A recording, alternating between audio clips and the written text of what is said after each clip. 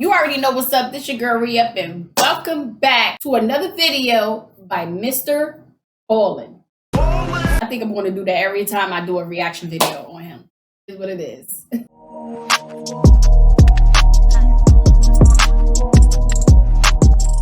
This video will be based on top 3 stories that sound fake but are 100% real. These always have twists and turns to it, and you would never expect to really be a true story. You know what I'm saying? And it's crazy how so many things that happen in the world, you know what I'm saying, that you never expect or thought that it was capable of happening. It's crazy. It's crazy. Let's enjoy this amazing narrator we call Mr. Ball. Sometimes the truth is stranger than fiction, and today we're going to look at 3 stories that demonstrate that. But before we get into today's stories, if you're a fan of the strange, dark, and mysterious delivered in story format, then you've come to the right place because that's all we do, and we upload 3 or 4 times every week. So if that's of interest to you, please offer to teach the like button how to drive in your car, and then on the day of their first lesson, show up in your 18-speed transmission semi-tractor trailer truck. Also, please subscribe to our channel and turn on all notifications. How do we come up with this stuff? Weekly uploads. All right, let's get into today's stories.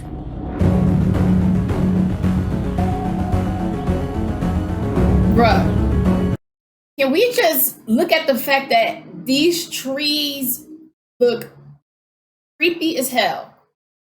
I was honestly, when I first seen this, I wasn't paying attention to the trees. I was looking at just the effects in Mr. Ballin. I wasn't really being thorough with, you know, the image or whatever until one of my friends pointed it out, and I'm looking like, what trees? And it's that right there he was talking about. So it's really creepy. It's creepy as hell. So I guess that sets the mold, you know, for the video. You know what I'm saying? Is because the video is about creepy stuff. So shout out to E for pointing that out, because I would have probably not even paid attention to it. Maybe later on, but not, you know. Just after midnight on June 22nd, 1991, Charles Holden was on his way home from work when he decided to stop at a fast food restaurant near his house in Harrington, Delaware. After grabbing a quick bite to eat, Charles left the store and got back in his truck. He turned it on and he was about to drive out of the lot when he stopped because there was this man running towards him, waving, trying to flag him down. So Charles put his truck back in park and he rolled his window down to see what this guy wanted. And when this stranger got close enough, he told Charles that his sister was having a baby and he needed a ride to the hospital, which was about 20 minutes away. Charles couldn't tell if this guy was lying. It was super late. He didn't know this guy, and he just had a bad feeling about him. And so he told him, "No, I'm sorry. It's too late. I gotta get home. It's too far out of the way." The stranger immediately looked dejected and turned around and started walking away. And as Charles was watching him go, he felt bad and said, "You know what? Hey, come back here. I'll give you a ride part of the way there." And so the stranger smiled, hopped in his passenger seat, and they took off. Charles drove him approximately 3 miles in the direction he had asked to go before pulling over on the side of the road and telling him, "This is as far as I'm going to take you." Charles lived only about a block away, and he didn't want to drive too far away from home so late at night. Yeah. But the stranger, upon hearing he was being let out so soon, suddenly became angry and began fumbling in his pocket like he was going to get a knife or some sort of weapon. And he started screaming at Charles, "Hand over your keys, hand over your wallet, or I'm going to kill you." Charles, meanwhile, was on edge, just being in the car with this guy because he had a bad feeling about him, and so he immediately jumped into action. He turned off his truck, he ripped the keys out of the ignition, and he leapt out of his truck and started running. Charles saw way off in the distance was a convenience store, and he figured he could run to there and get some help. But as he's running, he turns around and sees the stranger has also leapt out of the car and was now sprinting up to him with a screwdriver in his hand. And this stranger was running really fast. He was gaining on Charles, and soon Charles realized he wasn't going to make it to the convenience store before this guy caught up to him.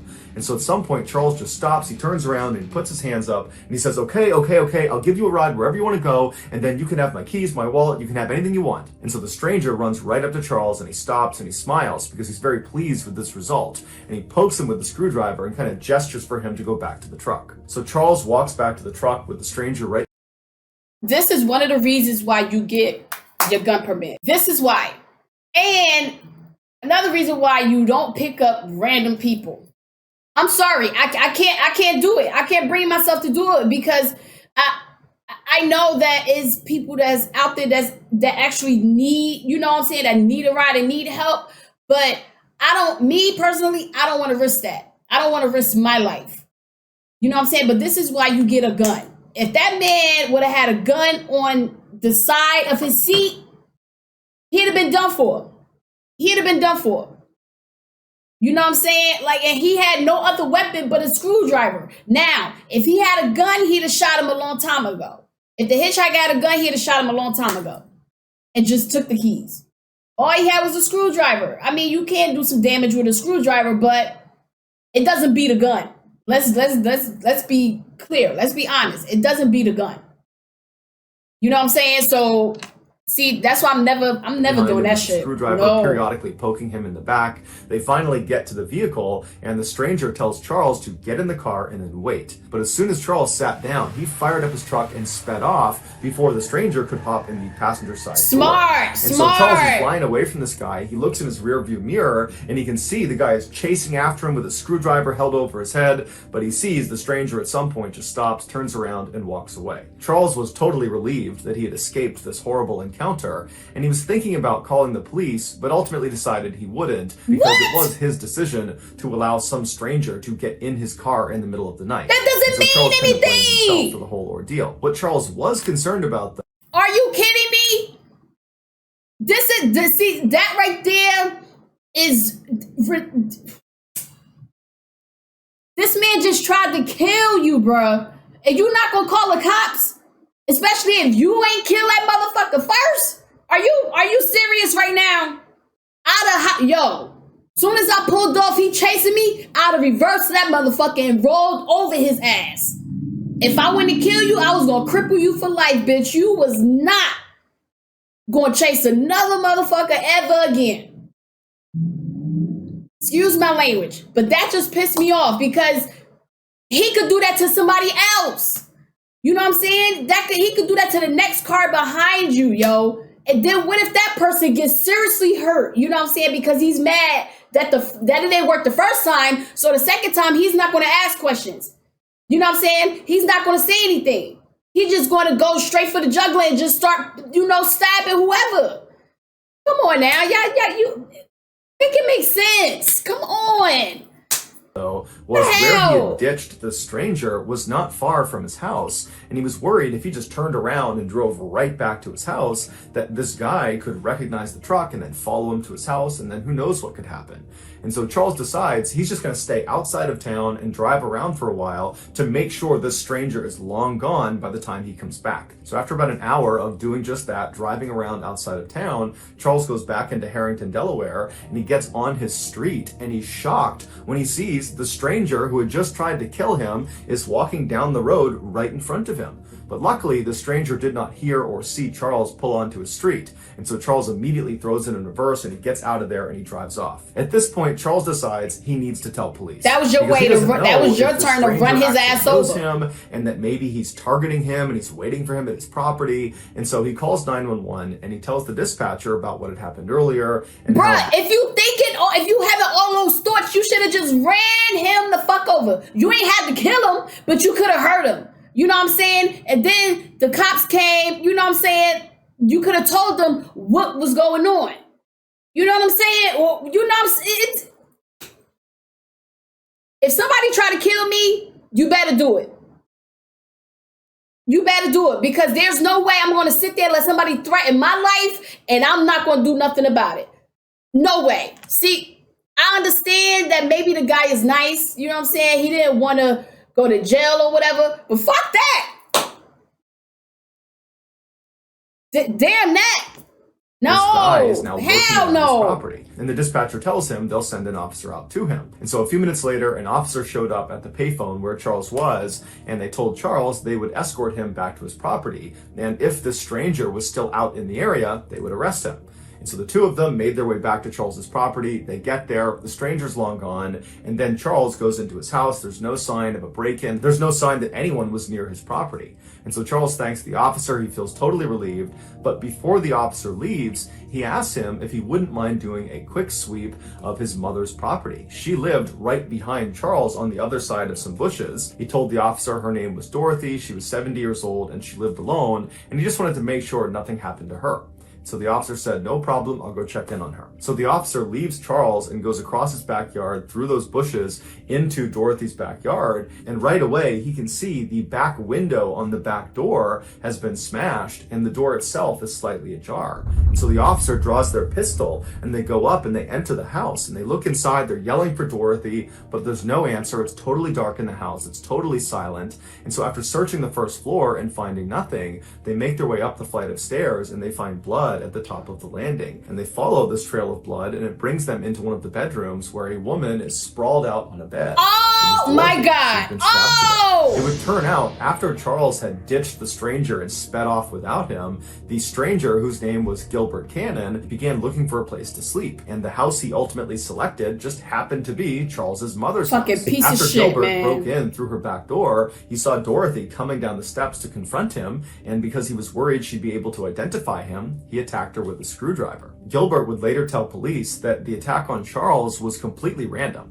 He was just at this fast food restaurant, he saw Charles get into his truck, and he thought to himself, if I can get in that guy's truck, I bet I can rob him. And then after this failed robbery, when Gilbert is out looking for a place to sleep and he breaks into this house and this woman comes down the stairs that he attacks and kills, he has no idea that this woman, Dorothy, is Charles's mother. The entire night was one big, horrible coincidence. Gilbert would plead guilty to the murder and would be sentenced to life in prison without the possibility of parole.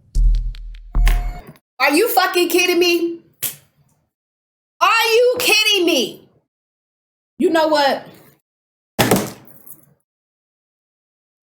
I'm not gonna play the blame game, but that shit could have been prevented. Did I not say he could do that to somebody else in the beginning of this video? Did I not say that?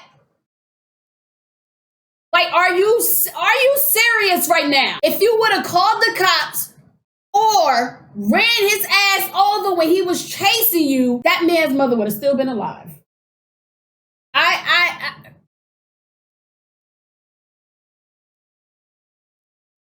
You know what?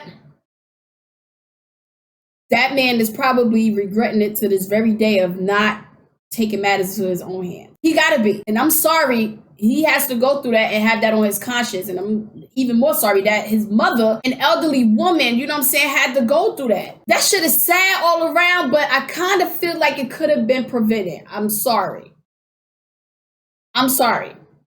Now, if there is a way that it, you know, if anybody have any other scenario, drop the comment below and let me know if you feel like it couldn't have been prevented. You know what I'm saying? Open my mind up a little bit and change my mind. You know, it's...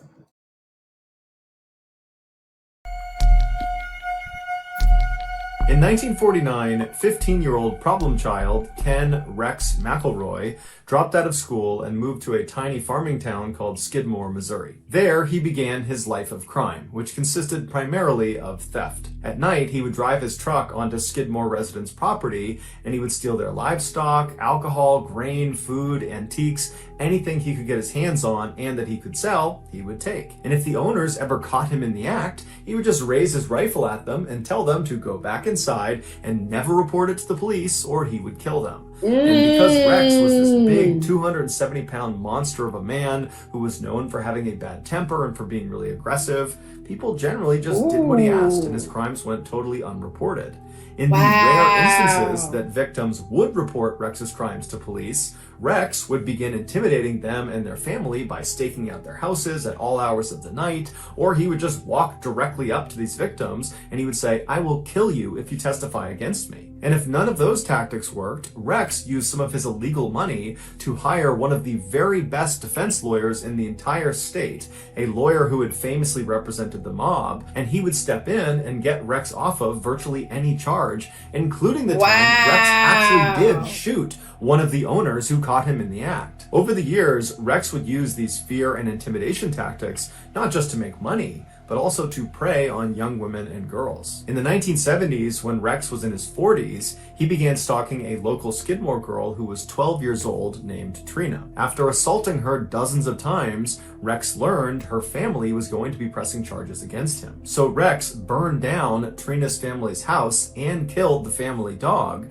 and then threatened to kill the entire family unless they signed paperwork that would legally marry their daughter Trina to Rex. This would protect him legally in case they pressed any charges against him. After the family finally relented and signed off on the marriage, Trina was forced to come live with Rex at his house, and within 2 years, she became pregnant. After the birth of her child, she took her baby and tried to run away from Rex, and she ran back to her family's new house, and she was hiding there, but Rex tracked her down. He took her and their baby back, and then Rex proceeded to burn her family's house down again, and again killed their new family dog. By the end of the 1970s, Rex wasn't only just the most hated person in Skidmore, he was the most destructive person. He had hurt so many people in town, but it seemed like no one could do anything about it. It was Why the hell couldn't they?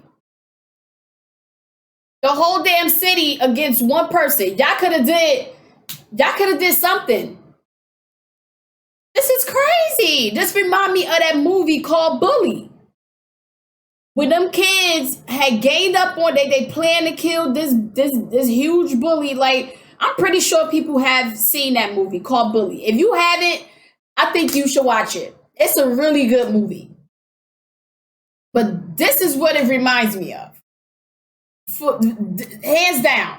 So far. Then a single piece of candy changed everything. In 1980, one of Rex's children was at a local grocery store in Skidmore when they were caught stealing a piece of candy. When the shopkeeper asked the child to put the candy back, they refused, and it caused this huge fight. And before long, Rex has found out about this huge fight, and Rex, instead of being upset with his child for stealing, he becomes enraged that the shopkeeper had the audacity to accuse his child of a crime. And so Rex began stalking the owner of the store, a 70-year-old man named Bo, along with the rest of Bo's family. At all hours of the night, Rex would just show up in front of their house with a gun slung across his lap, and he would fire shots into the air, and then during the day, he would walk right up to Bo and he would tell him, "I'm going to kill you." And so Bo and his family knew it was only a matter of time before Rex did become violent, and they were right. In July of that year, Rex showed up at Bo's grocery store with a shotgun in hand, and Bo, who was in the back of the shop loading groceries through the back door, he turns around and he sees Rex walking up to him. They have this heated confrontation where at some point Rex just raises a shotgun and he fires a shot into Bo's neck. Bo was gravely wounded, but he would survive, and Rex would actually get arrested and would be charged with attempted murder. Oh, he survived! Like for once, maybe Rex was actually going to get what was coming to him, but he didn't. The attempted murder charge was lowered to just assault, and he was given 2 years in prison. But he would only serve 1 day in jail before being released on bond. And as soon as he was out on bond, he went right to his house and he got his rifle that had a bayonet. Oh my God! What is right to a tavern in the middle of Skidmore, and he began telling anybody who would listen that he planned to finish the job, i.e. he was going to kill Bo, and he described in very graphic detail how he planned to do it, which involved this rifle and this bayonet. Patrons that were at the tavern that saw Rex and heard these claims, they were scared for Bo, and so they left the tavern and they told city leaders about these threats. And so city leaders at this point, they've had enough of Rex, and they decide they're going to host this secret meeting that will not include Rex the following morning. So the next morning comes around, and all these angry residents, they come to this meeting and they begin discussing, how are we going to handle Rex? We can't use police. We can't use politicians. Nothing can be done. So what are we going to do? How are we going to put an end to his reign of terror? After a while, they came up with a plan. And after the meeting was done, everybody left the town hall, they got their guns, and they made their way over to the tavern where Rex was seen earlier that morning. About 40 of these armed men surrounded the outside of this tavern, and once they were all in place, another smaller group of men that were all armed walked inside the tavern, and they saw Rex sitting at the bar with Trina sitting right next to him. And so these men, they walk up right behind Rex, uncomfortably close, right behind him, and they just stand there with their guns looking at him. And at some point, Rex turns around and sees them, and he's about to lash out and start fighting them, but he realizes he's totally outnumbered, and these men that are standing all around him, they look like they mean business. And so he stands up, he grabs Trina, and he brushes past them, trying to act tough, and he walks out of the tavern.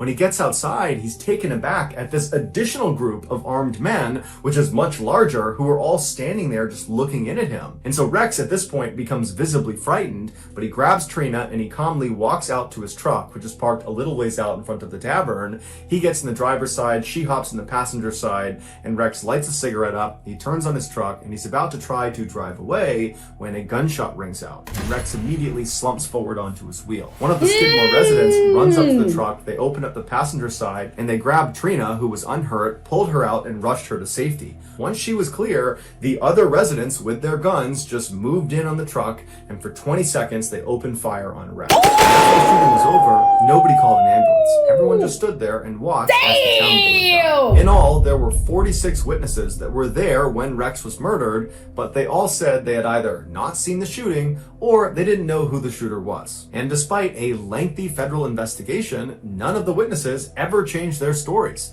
And so as a result, no one was ever charged with Rex's murder. Yes! Years later, a Skidmore resident, when asked what happened here, they just said that man needed a killing. Yes! That's how you fucking do it. That's how you do that shit. Oh my God. Once a community could come together, nothing could break that shit, yo.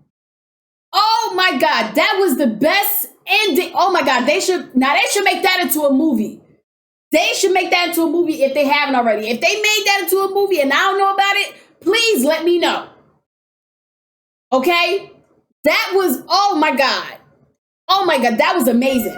That was amazing, On man. the morning of March 18th, 1990, a young woman named Karen parked her car just outside of the Isabella Stewart Gardner Museum in Boston, Massachusetts. This famous museum is home to over 15,000 pieces of priceless art from ancient Rome, medieval Europe, Renaissance Italy, Asia, the Islamic world, and 19th century France and America. The outside of this 4-story building is strikingly plain, but inside is strikingly gorgeous. There is this lush green open-air courtyard that sits right in the middle of the museum that all of the galleries look down into. Karen was an art enthusiast, and she was a security guard at this museum, and that day she was on duty. After parking her car, she got out and walked her way over to the employee entrance, and there she pressed the buzzer and announced her arrival to the 2 night shift guards that she would be relieving. But after a few seconds, the night shift guards did not respond to her, and they did not unlock the door. And so after a little while, Karen pressed the buzzer again and said, "I'm here, can you please open the door?"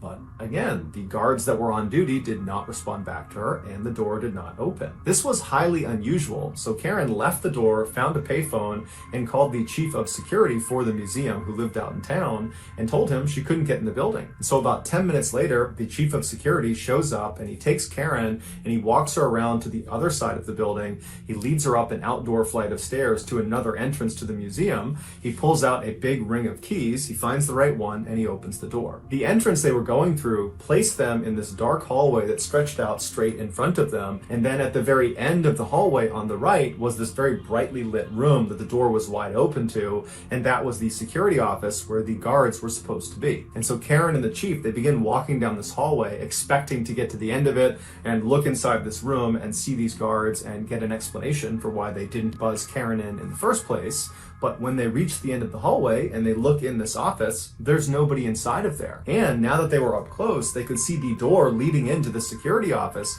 had been smashed open. In fact, the doorknob to this door had been smashed off and was laying on the ground. And then next to it, right in front of them, was this metal crowbar. And then above them, the one camera that would have seen whatever had happened in the hallway, it had been turned around and was facing the wall. So Karen and the chief, they know they've stumbled on something that's probably really bad. They don't know Gotta what it is. be. They don't know if there's still people inside the museum. They don't know where the guards are. So the chief just grabs the crowbar for protection, and he and Karen run into the office and they call police. Although they didn't know it yet, Karen and the chief had just discovered one of the most famous crimes in history. The night before, 23-year-old security guard Rick Abath trudged his way down the walkway towards the employee entrance of the museum. He and another young man named Randy were scheduled to work the overnight shift that night. Rick hated his job at the museum because it was incredibly boring, but Rick didn't really have many other employment opportunities to choose from.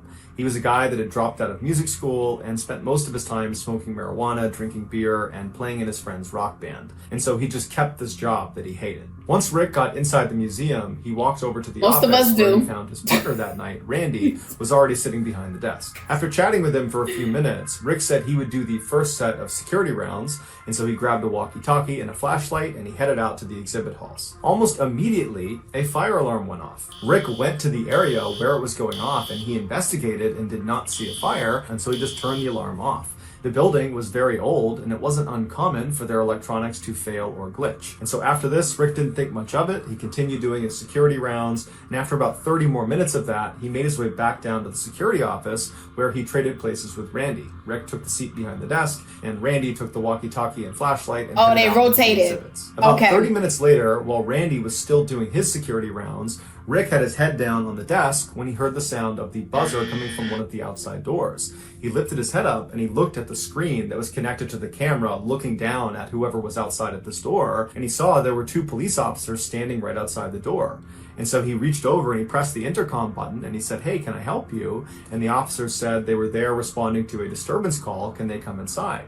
Now, Rick didn't know what this was about. He assumed it must have to do with maybe the fire alarm that had gone off earlier, or maybe somebody outside had seen someone trying to break in and they had called it in. But either way, he felt like it was important enough that he should let them in, even though it was against protocol to allow anyone into the museum after hours, including police. And so the 2 officers, they come through the doors and they wind up in the hallway right outside of the security office, and there's a window into the security office, so both the officers and Rick can see each other.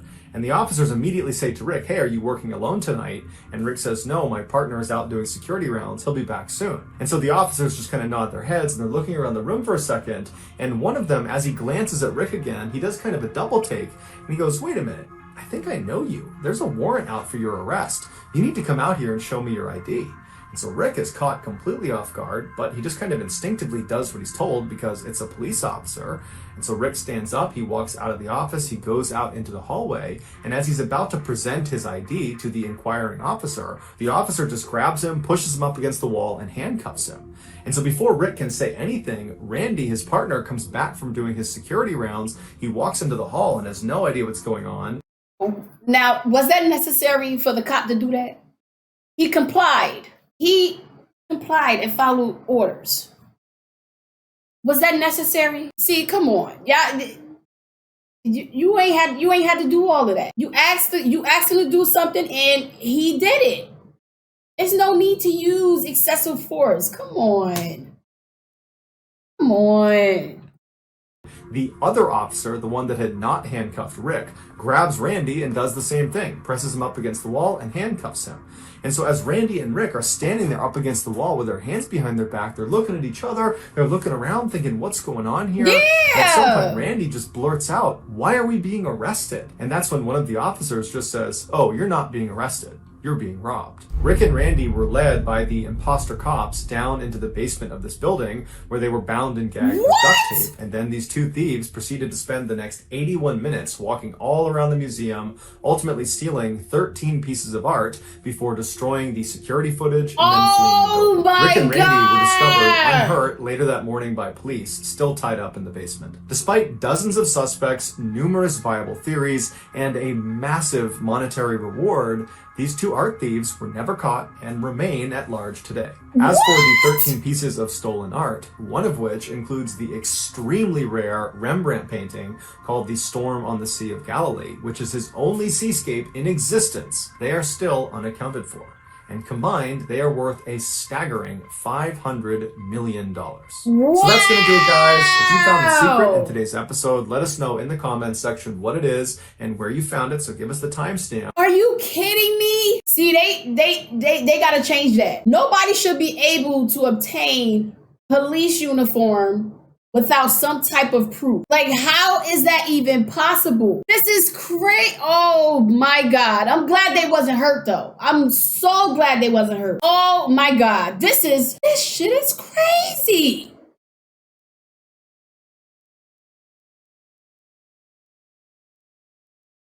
As always, thank you for watching me react to these creepy, mystery, paranormal, all these crazy videos. And hit that subscribe button for me so you can see more videos just like this one. Toodles!